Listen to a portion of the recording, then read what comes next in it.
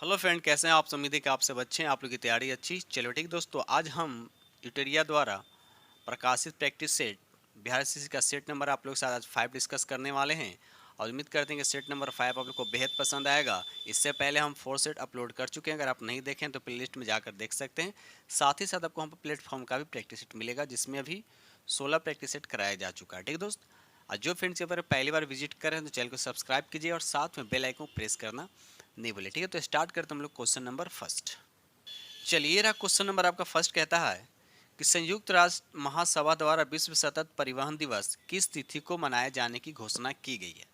तो यहाँ पर राइट आंसर आपका देखा है, तो यहाँ पर आपका राइट आंसर आपका बी हो जाएगा, यानी 26 नवंबर मनाने की घोषणा की गई है। ठीक है, चलिए आगे बढ़ते हैं हम लोग। चलिए क्वेश्चन नंबर यहाँ पे 2 कहता है कि ऑपरेशन उपलब्ध का संबंध आपसे पूछा जा रहा है कि ऑपरेशन उपलब्ध जो है ये किसके द्वारा शुरू किया गया है। ठीक है, तो यहाँ पर राइट आंसर आपका देखा जाए तो यहाँ पर राइट आंसर आपका हो जाएगा आरपीएफ के द्वारा शुरू किया गया है। रेलवे टिकट कालाबाजारी करने वालों को गतिविधियों पर अंकुश लगाने के उद्देश्य से रेलवे सुरक्षा बल द्वारा ऑपरेशन उपलब्ध शुरू किया गया है। चलिए क्वेश्चन नंबर यहाँ पर 3 कहता है कि 53वां दादा साहब फाल्के पुरस्कार 2021 से किस अभिनेता या अभिनेत्री को सम्मानित किया गया है? तो यहाँ पर राइट आंसर आपका डी हो जाएगा, वहीदा रहमान। क्या देखिए, वहीदा रहमान इसका राइट आंसर हो जाएगा। ठीक है, चलिए आगे बढ़ते हैं हम लोग। चलिए रहा अगला प्रश्न, देखिए क्वेश्चन नंबर यहाँ पर 4। क्वेश्चन नंबर 4 कहता है हाल ही में भारत के हरित क्रांति के जनक एम स्वामीनाथन का निधन हो गया है। उन्हें किस वर्ष विश्व खाद्य पुरस्कार से सम्मानित किया गया था? तो यहाँ पर देखा है तो राइट आंसर आपका क्या हो जाएगा, सी हो जाएगा। 1987 में इनको सम्मानित किया गया था। ठीक है, चलिए आगे बढ़ते हम लोग। चलिए रहा प्यारा सा क्वेश्चन, क्वेश्चन नंबर यहाँ पर 5। क्वेश्चन नंबर यहाँ पर 5 कहता है कि लॉजिस्टिक प्रदर्शन सूचकांक प्रति वर्ष किसके द्वारा जारी किया जाता है? तो यहाँ पर राइट आंसर आपका सी हो जाएगा, विश्व बैंक के द्वारा जारी किया जाता है। याद रखिएगा 2023 में इस सूची में पहले स्थान पर कौन है? तो सिंगापुर है। कौन है? सिंगापुर है। अगर इसमें भारत का रैंकिंग पूछेगा तो भारत का 2023 में भारत का जो रैंकिंग है अभी, याद रखिएगा 38वां। कितना है? 38वां रैंक है किसका? भारत का। क्वेश्चन नंबर यहाँ पर 6 कहता है किस राष्ट्रीय उद्यान में हाल ही में गज उत्सव 2023 का आयोजन किया गया है? तो यहाँ पर राइट आंसर आपका बी हो जाएगा, काजीरंगा राष्ट्रीय उद्यान। याद रखिए काजीरंगा राष्ट्रीय उद्यान। अब ये कहाँ है? तो याद रखिएगा ये असम में है। कहाँ है? ये असम में है। और किनके द्वारा शुरू किया गया तो भी याद रखिएगा, राष्ट्रपति द्रौपदी मुर्मू के द्वारा। क्वेश्चन नंबर यहाँ पर 7 कहता है कि 2023 में कितने व्यक्तियों को पद्म विभूषण पुरस्कार से सम्मानित किया गया? तो यहाँ पर राइट आंसर आपका सी हो जाएगा, यानी 6 को मिला है पद्म विभूषण पुरस्कार। ठीक है, चलिए आगे बढ़ते हैं हम लोग। क्वेश्चन नंबर यहाँ पर 8 कहता है कि 15वां विश्व ब्रिक्स शिखर सम्मेलन 2023 कहाँ आयोजित किया गया? तो यहाँ पर राइट आंसर आपका डी हो जाएगा, दक्षिण अफ्रीका में। कहाँ आयोजित किया गया? दक्षिण अफ्रीका में। अगर आपसे पूछेगा 2022 में कहाँ किया गया था, तो चीन में किया गया था। इसकी स्थापना की अगर बात करेगा कि ब्रिक्स की स्थापना कब हुआ था, तो 2009 में। इसमें कुल कितने सदस्य हैं? तो 5 सदस्य हैं। ठीक है, चलिए क्वेश्चन नंबर यहाँ पे 9 कहता है कि संतोष ट्रॉफी 2023 का उप विजेता आपसे पूछा जा रहा है कि उप विजेता कौन है? तो यहाँ पर राइट आंसर आपका बी हो जाएगा, मेघालय इसका राइट आंसर हो जाएगा। और जीता कौन है? तो कर्नाटक। याद रखिए कौन जीता है? कर्नाटक जीता है। और हारा है कौन? तो मेघालय। ठीक है, याद रखिएगा। क्वेश्चन नंबर यहाँ पे 10 कहता है किस आईआईटी द्वारा आब पर हरी मोबाइल ऐप को लॉन्च किया गया? यहाँ पर राइट आंसर आपका हो जाएगा, आईआईटी दिल्ली इसका राइट आंसर हो जाएगा। ठीक है, चलिए आगे बढ़ते हम लोग। चलिए अगला प्रश्न देखिए, क्वेश्चन नंबर यहाँ पे 11 कहता द इंडियन मेट्रोपोलिस पुस्तक के लेखक कौन है? बताइए इसका राइट आंसर। तो यहाँ पर राइट आंसर आपका बी हो जाएगा, फिरोज गांधी। याद रखिए फिरोज गांधी इसका राइट आंसर हो जाएगा। ठीक है, चलिए क्वेश्चन नंबर 12 कहता है कि कोली जो है ये क्या लोक नृत्य है का संबंध किस राज्य से? आपको बताना है कि किस राज्य से है। तो यहाँ पर राइट आंसर आपका हो जाएगा, कोली का संबंध जो है महाराष्ट्र से। अगर आपसे पूछेगा छऊ कहाँ का नृत्य है, तो छऊ आपका झारखंड का। अगर आपसे पूछेगा ढाली, जो ढाली कहाँ का नृत्य है, तो ये पश्चिम बंगाल का। ठीक है, चलिए क्वेश्चन नंबर यहाँ पे 11 कहता है कि अंतर्राष्ट्रीय श्रम संगठन का मुख्यालय आपसे पूछा गया कि अंतर्राष्ट्रीय श्रम संगठन का मुख्यालय कहाँ है? तो यहाँ पर राइट आंसर आपका ये हो जाएगा, जिनेवा में। कहाँ? जिनेवा में। अगर इसकी स्थापना पूछेगा तो इसकी स्थापना कब हुआ था? तो 1946 में इसकी स्थापना हुआ था। ठीक है, और आपसे पूछा कि विश्व स्वास्थ्य संगठन का मुख्यालय कहाँ है, तो उसका भी जिनेवा में है। विश्व व्यापार का भी पूछेगा तो उसका भी जिनेवा में है। अगर अंतर्राष्ट्रीय मुद्रा कोष पूछेगा तो हो जाएगा वाशिंगटन में। ठीक है, चलिए क्वेश्चन नंबर यहाँ पे 14 कहता है कि कैगा परमाणु विद्युत गृह की स्थापना कब की गई थी। बताइए, कैगा परमाणु जो है विद्युत गृह है, इसकी स्थापना कब किया गया था। तो यहाँ पर राइट आंसर आपका सी हो जाएगा, 2000 में किया गया था। कहाँ कब किया गया था, तो 2000 में किया गया था, याद रखिएगा। और कमेंट से बताइए कि ये कैगा परमाणु विद्युत गृह जो है ये किस राज्य में है। ठीक है, चलिए क्वेश्चन नंबर यहाँ पे 15 कहता है कि चेकमेट विसौ तथा गैब बीट शब्द का संबंध किस खेल से है।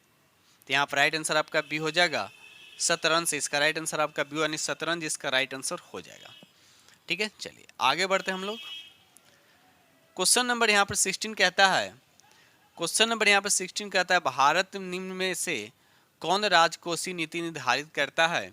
यहाँ पर राइट आंसर आपका सी हो जाएगा, वित्त मंत्रालय इसका राइट आंसर हो। याद रखिएगा, वित्त मंत्रालय जो है इसका राइट आंसर हो जाएगा। ठीक है, चलिए आगे बढ़ते हैं हम लोग। क्वेश्चन नंबर यहाँ पर 17 कहता है कि बजट एक लेख पत्र है। बजट जो है एक लेख पत्र है, तो आप बताइए कि किसका लेख पत्र है। तो इसका राइट आंसर आपका सी हो जाएगा, सरकार की राजकोषीय नीति का। याद रखिए, सरकार की राजकोषीय नीति का एक क्या है, लेख पत्र है। ठीक है, चलिए क्वेश्चन नंबर यहाँ पे 18 कहता है सूची 1 को सूची 2 से मिलान करना है। पहले लिखा कि ओपन जनरल लाइसेंस, इसका संबंध किससे है। तो ए का संबंध जो हो जाएगा आपका 2 से है, यानी विदेशी व्यापार से। बी का संबंध किससे है, ट्राइसेम की अगर बात करें तो इसका संबंध जो है रोजगार से, तो मतलब 2 का हो जाएगा, बी का हो जाएगा आपका 1 हो जाएगा।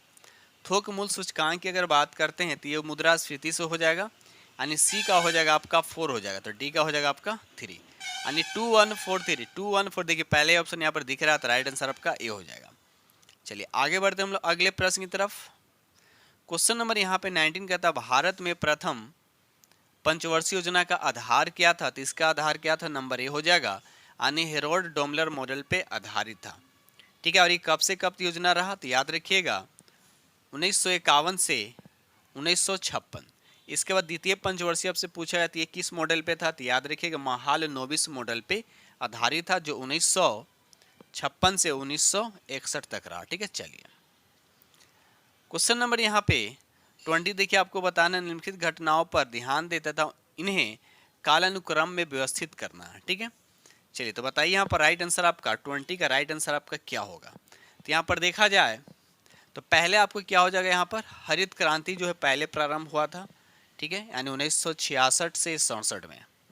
ठीक है, उसके बाद यहाँ पर बैंक का राष्ट्रीयकरण हुआ था। बैंक का राष्ट्रीयकरण हुआ था 1969 में। गरीबी हटाओ ये 1974 के आसपास, 1974 से 78 बोल सकते हैं। तो पहले कौन हो जाएगा आपका 321। तो 321 किस ऑप्शन में है, 321 देखा जाए तो 321 आपका दूसरा यानी बी ऑप्शन आपका दिख रहा है। ठीक है, चलिए क्वेश्चन नंबर यहाँ पे 20 कहता है निम्नलिखित में किसका पारिस्थितिकी संतुलन से संबंधित नहीं है। बताइए इसका राइट आंसर क्या होगा।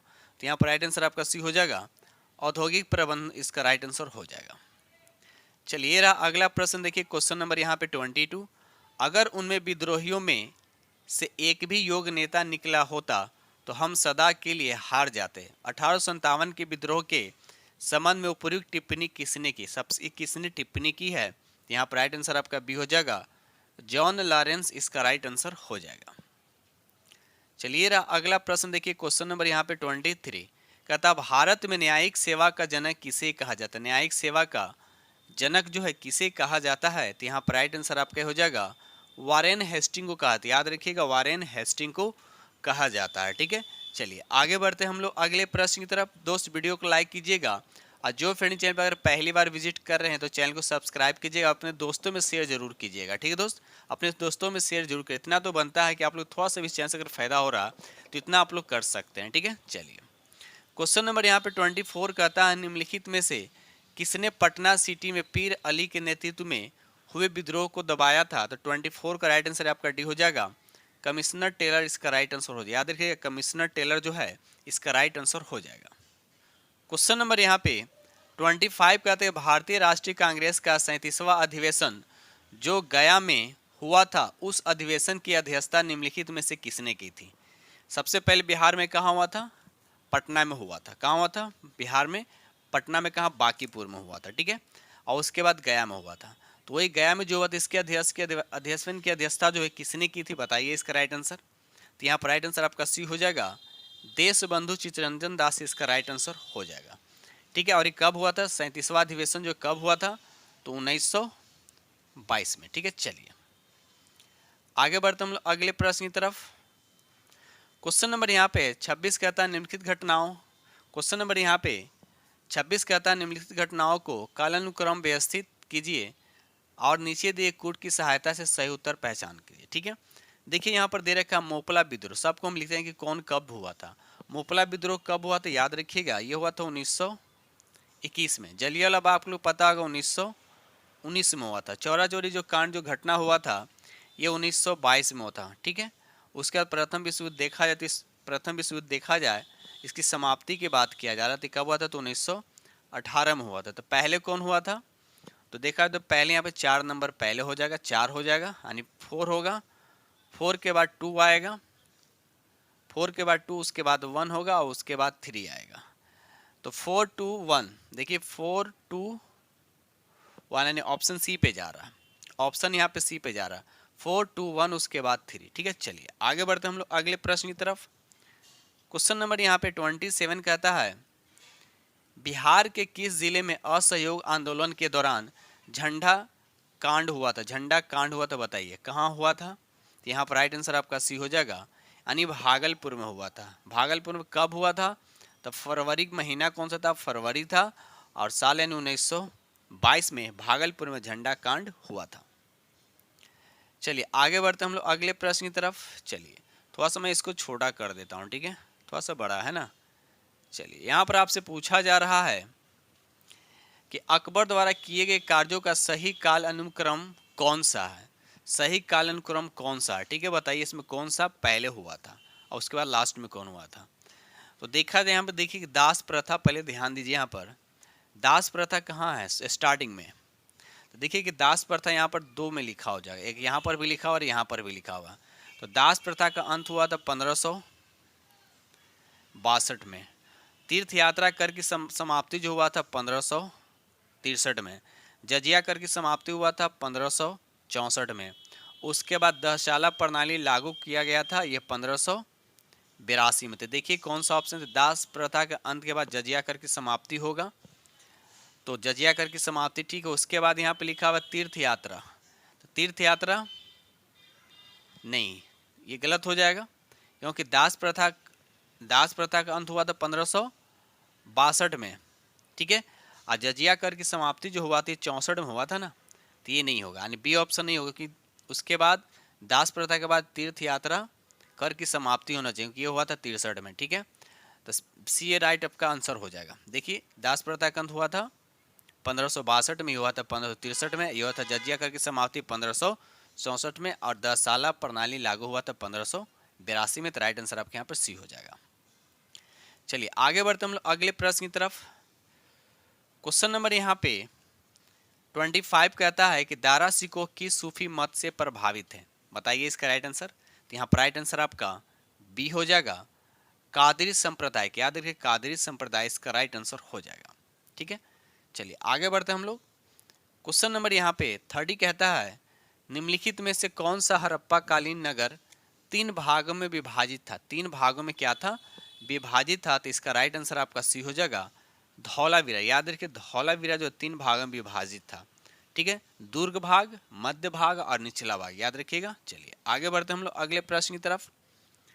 चलिए रहा क्वेश्चन नंबर आपका 31 कहता है कि इस बौद्ध संगीति में अनुशासन को लेकर मतभेद के कारण बौद्ध संघ स्थावीर और महासमयिक में विभाजित हो गया था। बहुत प्यारा सा क्वेश्चन दे रखा है, न्यू कॉन्सेप्ट क्लियर हो ही इस क्वेश्चन को कर सकते हैं। यहाँ पर राइट आंसर आपका क्या हो जाएगा? बी हो, यानी द्वितीय बौद्ध संगीति। टोटल बौद्ध संगीति कब कितने हुए थे? 4 हुए थे। उस वक्त कौन कौन किसके किसके शासन काल में थे? ये एक तरह से आप ट्रिकी याद रख सकते हैं, अ का अक, अस हो गया जातशत्रु, कास हो गया कालाशोक, फिर आ गया इससे अशोक हो गया, फिर लास्ट में क यानी कनिष्क हो गया। तो द्वितीय बहुसंगीति जो हुआ था वो काला अशोक के शासनकाल में हुआ था। कब? तो 383 ईस्वी पूर्व। ठीक है, चलिए क्वेश्चन नंबर यहाँ पे 32 कहता है मौर्य काल में संस्था एवं संचार का संबंध निम्नलिखित में से किससे था? आपको पूछा है किससे था, तो यहाँ पर राइट आंसर आपका सी हो जाएगा, गुप्तचर व्यवस्था से। याद रखिएगा। चलिए क्वेश्चन नंबर यहाँ पे 33 कहता है कि मेगास्थनीज द्वारा भारत समाज को 7 वर्गों में बांटा गया, निम्नलिखित में से कौन 7 वर्गों में सम्मिलित नहीं है? तो यहाँ पर राइट आंसर आपका सी हो जाएगा, क्षत्रिय जो यहाँ पे सम्मिलित नहीं है। ठीक है, चलिए मेगास्थनी की एक रचना था इंडिका। याद रखिए इंडिका में भारत समाज के 7 वर्गों में विभाजित किया गया। इसमें दार्शनिक, किसान, अहीर, कारीगर, शिल्पी, सैनिक, निरीक्षक और सभासद शामिल थे, लेकिन क्षत्रिय शामिल नहीं थे। ठीक है, चलिए क्वेश्चन नंबर यहाँ पे 34 कहता है कि निम्नलिखित में से कौन सा द्वीप भारत और श्रीलंका के मध्य स्थित है? तो यहाँ पर राइट आंसर आपका सी हो जाएगा, रामेश्वरम। याद रखिए रामेश्वरम का द्वीप जो है जो भारत और श्रीलंका के मध्य में स्थित है। ठीक है, ये कहाँ पर है, कहाँ ये? तो ये तमिलनाडु में स्थित एक द्वीप है। ठीक है, चलिए आगे बढ़ते हम लोग। क्वेश्चन नंबर यहाँ पे 35 कहता है कि भारत का कौन सा पतन लौह अयस्क निर्यात करने वाला सर्वप्रमुख पतन है? तो यहाँ पर राइट आंसर आपका हो जाएगा मारमा गांव। क्या नाम है? मारमा गांव। ठीक है, याद, भारत का मारमा गांव पतन लौह अयस्क निर्यात करने वाले सर्वप्रथम पतन है। यह पतन कहाँ पर है? अभी है कहाँ? तो ये गोवा में। कहाँ है? ये गोवा में है। ठीक है, चलिए आगे बढ़ते हम लोग। क्वेश्चन नंबर यहाँ पे 36 कहता है कि हिंद महासागर में सबसे बड़ा द्वीप कौन सा है? हिंद महासागर में पूछा जाए कि सबसे बड़ा द्वीप कौन सा है, तो यहाँ पर राइट आंसर आपका सी हो जाएगा, यानी मेडागास्कर। याद रखिए मेडागास्कर सबसे बड़ा अगर द्वीप पूछा है तो ग्रीनलैंड, उसके बाद होता है न्यू गिनी आता है, उसके बाद बोर्नियो आता है, और ये मेडागास्कर जो है ये दुनिया में चौथे नंबर पर आता है। ठीक है, चलिए क्वेश्चन नंबर यहाँ पे 37 कहता है कि गंगा का डेल्टा निम्न में से किस प्रकार के डेल्टा का उदाहरण है? तो यहाँ पर राइट आंसर आपका सी हो जाएगा, चापाकार डेल्टा का उदाहरण। याद है चापाकार डेल्टा का उदाहरण है। अगर हम इसकी आकृति, डेल्टा की आकृति की बात करें तो जनरली इसका आकार होता है त्रिभुज की तरह। ठीक है, चलिए क्वेश्चन नंबर यहाँ पे 38 कहता है कि आल्प्स पर्वत उत्तरी ढाल के सहारे स्विट्जरलैंड में बहने वाली स्थानीय पवन को क्या कहते हैं? तो यहाँ पर राइट आंसर आपका बी हो जाएगा, फॉन हो जाएगा। फॉन इसका राइट आंसर हो जाएगा। ठीक है, फॉन इसका राइट आंसर हो जाएगा। जो एक साथ ये भी याद रखिए, अल्प पर्वत के उत्तरी ढाल के सहारे फॉन स्विट्जरलैंड में बहने वाले स्थानीय पवन है, जो कि एक गर्म और शुष्क पवन है। भी याद रखिए इसका तापमान जनरली 15 से कितना होता है? 20 डिग्री तक इसका टेम्परेचर होता है। क्वेश्चन नंबर यहाँ पे 39 कहता है भूकंप का सर्वाधिक प्रभाव पर होता है, तो आपको बताना भूकंप का सर्वाधिक प्रभाव कहाँ होता है? तो यहाँ पर राइट आंसर आपका हो जाएगा अधिक केंद्र, जिसको बोलते हैं इपिक सेंटर भी कहा जाता है। ठीक है, चलिए आगे बढ़ते हैं हम लोग अगले प्रश्न की तरफ। चलिए क्वेश्चन नंबर यहाँ पे 40 कहता है कि निहारिका क्या? आपसे पूछा जा रहा है यहाँ पे कि निहारिका क्या है? तो यहाँ पर राइट आंसर आपका ए हो जाएगा, एक तप्त गैस का बादल होता है। याद रखिए तप्त गैस का बादल होता है। ठीक है, इसमें क्या होता है? धूल, हाइड्रोजन गैस, हीलियम गैस या अन्य वृत्त, प्लाज्मा जैसे गैस उपस्थित रहते हैं। याद रखिएगा। चलिए आगे बढ़ते हैं हम लोग। चलिए क्वेश्चन नंबर यहाँ पे 41 का, तो यहाँ पे दे रखा, एक तरफ दे रखा वन्य जीव अभियान दे रखा, दूसरी तरफ राज्य दे रखा। ठीक है, तो आपको मिलान करना है। देखिए नाम दफा अभ्यारण्य ये कहाँ है? अरुणाचल प्रदेश में, यानी ए का हो जाएगा आपका 2 हो जाएगा, ए का हो जाएगा 2। पेरियार कहाँ है? तो हो जाएगा आपका, ये आपका केरल में है, यानी बी का हो जाएगा आपका 4 हो जाएगा। उसके बाद बांदीपुर की बात करते हैं, तो बांदीपुर कहाँ है? ये कर्नाटक में है, तो सी का हो जाएगा 1, और डी का बच गया आपका तो 3 हो जाएगा। डी कौन सा है? लाम जाओ, ये कहाँ हो जाए? ये आपका मणिपुर में। तो याद रखिए ये आपकी नया चीज़, तो इसको याद रखिएगा, तो ये मणिपुर में। तो ऑप्शन देख लेते हैं 2413, देखते हैं 2413 आपका पहला ही ऑप्शन दिख रहा है, 2413 इसका राइट आंसर आपका ए हो गया। ठीक है, चलिए बढ़ते हैं हम लोग अगले प्रश्न की तरफ। क्वेश्चन नंबर यहाँ पे 42 की तरफ। चलिए यहाँ भी आपको देखिए क्या करना है। चलिए निम्नलिखित में कौन सी महत्वपूर्ण विशेष संघीय सरकार की है? संघीय सरकार की देखिए संविधान की सर्वोच्चता ये भी है, 2 या अधिक स्तरों पर सरकार, ये भी ठीक है। स्वतंत्र न्यायपालिका, ये भी सही है। आपातकालीन का प्रावधान, ये नहीं है। तो यहाँ पर 1 2 3 किस ऑप्शन में 1 2 3, तो यहाँ पर सी आपका दिख रहा है, राइट आंसर आपका यहाँ पे सी पे जा रहा है। ठीक है, चलिए दोस्त वीडियो को लाइक कीजिएगा, जो फ्रेंड चैनल पर पहली बार विजिट कर रहे हैं तो चैनल को सब्सक्राइब कर लीजिएगा और साथ में बेल आइकन को प्रेस करना नहीं भूलिएगा। क्वेश्चन नंबर यहाँ 43 कहता है प्राण एवं दैहिक स्वतंत्रता के आधार पर वर्णन संविधान के किस अनुच्छेद में है, तो यहाँ पर राइट आंसर आपका सी हो जाएगा अनुच्छेद 21 में। याद रखिए अनुच्छेद 21 में। अगर यहाँ पर अनुच्छेद अगर हम 22 की बात करते हैं तो इसका होता है कुछ दशाओं में गिरफ्तार और निरोध को संरक्षण। अगर अनुच्छेद अगर हम 20 की बात करते हैं तो इसका में है अपराधों के लिए दोष सिद्धि के संबंध में आरक्षण है। अगर हम अनुच्छेद 23 की अगर बात करते हैं इसमें मानव दुर्व्यापार व बलात् श्रम से निषेध है। ठीक है, चलिए आगे बढ़ते हैं हम लोग। क्वेश्चन नंबर यहाँ पर 44 कहता है किस राज्य के लोक सेवा आयोग के कार्यों को निम्नलिखित में से किसी एक के अनुमोदन से संघ लोक सेवा आयोग को सौंपा जाता है, तो यहाँ पर राइट आंसर आपका डी हो जाएगा भारत के राष्ट्रपति। याद रखिए भारत के राष्ट्रपति। और किस अनुच्छेद के तहत, तो याद रखिए अनुच्छेद 315 के 4, याद रखिएगा। चलिए आगे बढ़ते हम लोग। चलिए अगला प्रश्न देखिए, क्वेश्चन नंबर यहाँ पे 45 कहता है निम्नलिखित में नीति निर्देशक तत्वों के बारे में क्या असत्य, आपको असत्य बताना है कि इसमें कौन सा असत्य है, तो यहाँ पर राइट आंसर आपका डी हो जाएगा इसका मूल उद्देश्य राजनीतिक लोकतंत्र की स्थापना करना जो है इसका मूल उद्देश्य है। ठीक है, चलिए आगे बढ़ते हम लोग। क्वेश्चन नंबर यहाँ पे 46 कहता है कि वर्तमान में राज्यसभा के कितने सदस्य केंद्र शासित प्रदेशों में चुनकर आते हैं, तो यहाँ पर राइट आंसर आपका बी हो जाएगा यानी 8। याद रखिए 8 इसका राइट आंसर हो जाएगा, यानी 46 का राइट आंसर आपका 8 हो जाएगा। ठीक है, और इसमें देखिए 12 सदस्य, अगर हम राज्यसभा की बात करते हैं इसमें 12 सदस्य किसके द्वारा मनोनीत किया जाता है, तो ये राष्ट्रपति के द्वारा मनोनीत किया जाता है। तो ये सब फैक्ट जो है आप याद रखिएगा। ठीक है, चलिए क्वेश्चन नंबर यहाँ पर 47 कहता है बिहार में लोक सेवा के लिए आवंटित सीटों में से कितना अनुसूचित जातियों के लिए आरक्षित है। तो बिहार में लोकसभा कितने सीटें हैं, तो 40 सीटें हैं। कितने सीटें हैं, 40 सीटें। तो अब इस 40 सीटें में आपको बताना है कि अनुसूचित जातियों के लिए कितनी सीटें आरक्षित है, तो 47 का राइट आंसर आपका बी हो जाएगा, यानी 6 सीटें क्या है आरक्षित है। अगर आपसे पूछा है कि लोकसभा में कुल सीटों, लोकसभा की जो सीटें हैं उसमें कुल कितने अनुसूचित जाति हैं, तो 84 सीट उसमें आरक्षित है और 47 सीट जो है अनुसूचित जनजातियों के लिए आरक्षित है। अगर दोनों को जोड़ दिया जाए तो लमसम हो जाएगा, यानी 131 सीट जो है आरक्षित किया गया। ठीक है, चलिए आगे बढ़ते हम लोग अगले प्रश्न की तरफ। क्वेश्चन नंबर यहाँ पर 48 कहता है भारत के राष्ट्रपति पर महाभियोग चलाने के लिए कम से कम कितने दिन पूर्व सूचना आवश्यक है, तो यहाँ पर राइट आंसर आपका डी हो जाएगा 14 दिन पूर्व सूचना देना चाहिए। ठीक है, चलिए क्वेश्चन नंबर यहाँ 49 कहता है भारतीय निर्वाचन आयोग को सर्वप्रथम किस वर्ष बहुसदस्यीय निकाय बनाया गया है, तो यहाँ पर राइट आंसर आपका हो जाएगा 1989 इसका राइट आंसर। याद है 1989 जो है इसका राइट आंसर हो जाएगा। चलिए अगला प्रश्न देखिए, क्वेश्चन नंबर यहाँ पर 50 कहता है जनसंख्या नियंत्रण एवं परिवार नियोजक संविधान के 7वीं अनुसूची के किस सूची का विषय है, तो बताइए यहाँ पर राइट आंसर क्या होगा।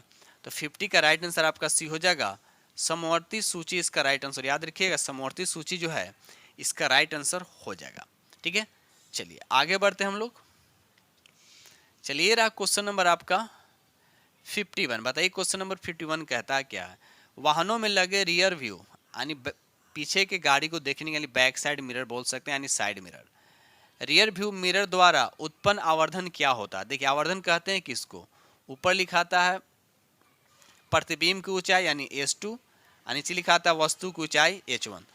तो जब यहाँ पर लिखा हुआ रियर व्यू लिखा हुआ तो इसका मतलब रियर व्यू में क्या होता है वस्तु की ऊंचाई जो छोटा दिखता है, यानी साइड मिरर में क्या उत्तल दर्पण होता है। उत्तल दर्पण में क्या किसी ऑब्जेक्ट का छोटा प्रतिबिंब बनता है, मतलब इसकी हाइट कम होता है। आप लोग को पता है कि मान लीजिए कि नीचे 5 है ऊपर 5 से कम होगा, 3 होगा, 4 जो भी होगा, तो ऑल ओवर देखा जाती क्या होगा 1 से कम होगा, ऑल ओवर क्या होगा 1 से कम होगा। तो मैथ की तरह समझिए, तो यहाँ पर राइट आंसर आपका क्या होगा ए हो जाएगा, यानी 1 से कम इसकी आवर्धन होगा, तो राइट आंसर आपका ए हो जाएगा। ठीक है, चलिए साथ साथ ये भी याद रखिए उत्तल दर्पण हमेशा क्या होता है 1 से कम ही होता है। ठीक है, चलिए आगे बढ़ते हम लोग अगले प्रश्न की तरफ। क्वेश्चन नंबर यहाँ पर 52 कहता है कि जब हम अपने बिजली बिल का भुगतान करते हैं तो हमें किसके लिए भुगतान कर रहे हैं, हम किसके लिए भुगतान करते हैं। तो यहाँ पर राइट आंसर आपका डी हो जाएगा उपयोग की हुई एनर्जी, जो उपयोग हम एनर्जी करते हैं उसके लिए हम लोग क्या करते हैं भुगतान करते हैं, उसको हम लोग यूनिट में देते हैं। एक यूनिट जो होता है, एक यूनिट का मतलब होता है कि 1 किलो वाट आवर, यानी 1 घंटा में आप कितने ऊर्जा की खपत किए हैं। ठीक है, तो इसके हिसाब से हमको बिजली बिल पेड करना पड़ता है। चलिए क्वेश्चन नंबर यहाँ पर 53 कहता है कि एक परिपथ में प्रभावित को इफेक्टिव प्रतिरोध को बढ़ाने के लिए प्रतिरोध को जोड़ा जाता है। इफेक्टिव प्रतिरोध को बढ़ाने के लिए जोड़ा जाता है, तो किस में जोड़ा जाएगा? तो याद रखिए यहाँ पर राइट आंसर आपका हो जाएगा, यानी सीरीज में। सीरीज में क्या होता है, अगर हम सीरीज की बात RS निकालना है तो इसमें डायरेक्ट क्या होता है, प्रतिरोध को ऐड कर दिया जाता है, जिससे क्या होता है, ये क्या हो जाएगा, इंक्रीज हो जाता है। ठीक है, तो वही कर रहा है कि बढ़ाने के लिए किस में जोड़ा है, तो पहला ही सही रहेगा, तो यहाँ पर राइट आंसर आपका 1 हो जाएगा।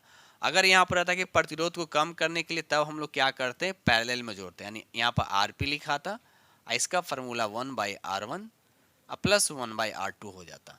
तो यहाँ पर क्या होता है, प्रभावी जो ये निकल कर आता है, रेजिस्टेंस निकल कर आता है, तो वह क्या होता है, कम होता है। लेकिन क्वेश्चन के अकॉर्डिंग यहाँ पर राइट आंसर आपका 1 होगा, और 1 आपका ऑप्शन ए में दे रखा है। ठीक है, चलिए आगे बढ़ते हम लोग। क्वेश्चन नंबर यहाँ पे 54 का था, एक लड़की झूले पर बैठे स्थिति में झूला झूल रही। ठीक है, झूला झूल रही है। उसके बाद लिखा हुआ है कि उस लड़की के खड़े हो जाने पर दोलन का आवर्तकाल कितना होगा।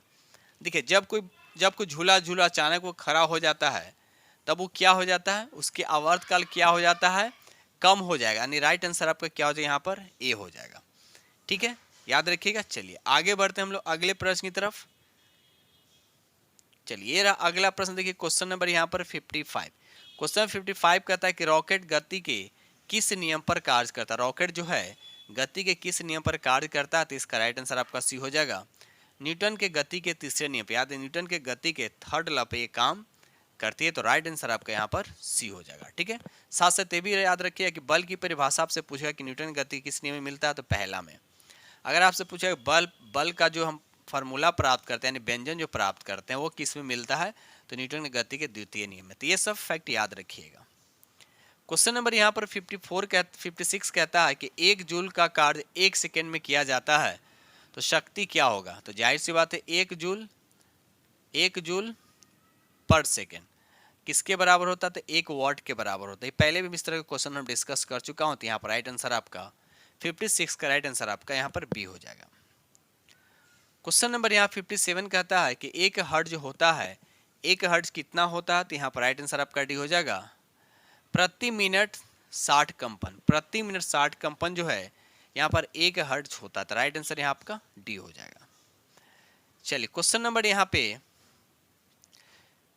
यहाँ पर आपका 58 कहता है, निम्नलिखित में कौन सा एक एंटीबायोटिक नहीं, आपसे पूछा कौन इसमें एंटीबायोटिक नहीं है, तो यहाँ पर राइट आंसर आपका डी हो जाएगा, इनमें से कोई नहीं। यहाँ पर इनमें से कोई नहीं, तो यहाँ एंटीबायोटिक में क्या है, एरिथ्रोमाइसिन भी है, उसके बाद यहाँ पेनिसिलिन भी है, उसके बाद स्ट्रेप्टोमाइसिन है। तीनों का यहाँ पर एंटीबायोटिक है, तो यहाँ पर राइट आंसर आपका क्या हो जाएगा, यहाँ पर डी हो जाएगा। क्वेश्चन नंबर यहाँ पे 59 कहता है कि मायोग्लोबिन में कौन सी धातु होती है, तो यहाँ पर राइट आंसर आपका डी हो जाएगा, यानी उसमें आयरन होता है, यानी लोहा होता है। ठीक है, चलिए आगे बढ़ते हम लोग। क्वेश्चन नंबर यहाँ पे 60 कहता है कि निम्नलिखित में सही सुमेलित आपको बताने की सही सुमेलित कौन है, तो यहाँ पर राइट आंसर आपका डी हो जाएगा, अपघटक यानी बैक्टीरिया से जुड़ा हुआ। ठीक है, याद रखिएगा। यहाँ पे लिखा है प्राथमिक उपभोक्ता। प्राथमिक उपभोक्ता में क्या होता है, तेंदुआ नहीं आता, बल्कि बकरी और हिरन आता। ठीक है, चलिए आगे बढ़ते हैं हम लोग अगले प्रश्न। अगर हम उत्पादक की बात करें, तो इसमें उत्पादक में हिरन नहीं बल्कि क्या आते हैं, पेड़ पौधे, ये सब वगैरह वगैरह आता है। अगर तेंदुआ की अगर हम बात करते हैं, तो ये तृतीय उपभोक्ता के रूप में आता है। ठीक है, चलिए क्वेश्चन नंबर यहाँ पर 61 कहता है कि मनुष्य में एल्फा टॉक्सिन खाद्य विषाक्त द्वारा सामान्यतः कौन सा अंग प्रभावित होता है, तो यहाँ पर राइट आंसर आपका बी हो जाएगा, यकृत यानी लीवर जो क्या होता है, प्रभावित होता है, तो राइट आंसर आपका यहाँ पे बी हो जाएगा। क्वेश्चन नंबर यहाँ पर 62 कहता है, शुष्क स्थानों मरुस्थल या बर्फीले में उगने वाले पौधे को क्या कहते हैं। शुष्क स्थान मरुस्थल बर्फीले में उगने वाले को क्या कहते हैं, तो यहाँ पर राइट आंसर आपका हो जाए, उसको बोलते हैं जीरोफाइट। क्या बोलते हैं, जीरोफाइट। उसके बाद देखिए यहाँ पर हेलोफाइट लिखा। हेलोफाइट क्या होता है, नमकीन मिट्टी में उगने वाले पौधों को कहते हैं। उसके बाद यहाँ लिखा हुआ हाइड्रोफाइट क्या होता है, तो ये जलीय क्षेत्र में उगने वाले पौधों को कहते हैं। उसके बाद यहाँ पे लिखा हुआ सेक्यूलेंट कहते हैं। ये क्या होता है, पौधों का मोटा भाग जिसमें पानी जमा था उसको उसके बारे में, ठीक है। तो इस तरह से क्वेश्चन के अकॉर्डिंग देखा तो यहाँ पर राइट आंसर आपका 0 फाइट हो जाएगा, ठीक है। चलिए आगे बढ़ते हैं हम लोग। क्वेश्चन नंबर यहाँ पर 63 कहता है कि टाइफाइड तथा कॉलरा उदाहरण है, तो कैसा उदाहरण है, तो यहाँ पर राइट आंसर आपका बी हो जाएगा।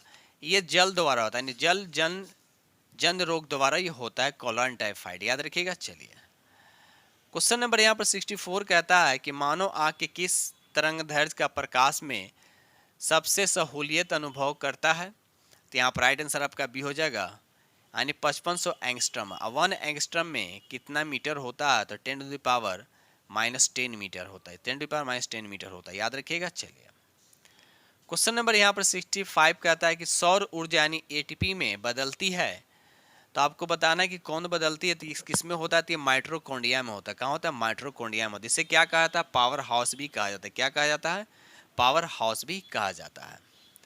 क्वेश्चन नंबर यहाँ पर 66 कहता है कि निम्नलिखित में से किस हार्मोन में आयोडीन मिलती, किस हार्मोन में आयोडीन मिलती है, तो यहाँ पर राइट आंसर आपका फर्स्ट हो जाएगा थायरॉक्सिन, याद रखिए थायरॉक्सिन हार्मोन में आयोडीन मिलती है, तो इसका राइट आंसर आपका ये हो जाएगा। यहाँ पर देखिए टेस्टोस्टेरोन लिखा हुआ, ये वृषण से स्रावित होता है, यहाँ पर लिखा हुआ इंसुलिन लिखा हुआ, ठीक है, ये पेनक्रियास से स्रावित होता है, ठीक है। चलिए क्वेश्चन नंबर यहाँ पर 67 कहता है पौधों में पानी पहुँचाया जाता है, पौधों में पानी जो है पहुँचाया जाता है, तो किसके द्वारा, तो इसका राइट आंसर आपका हो जाएगा जाइलम के द्वारा।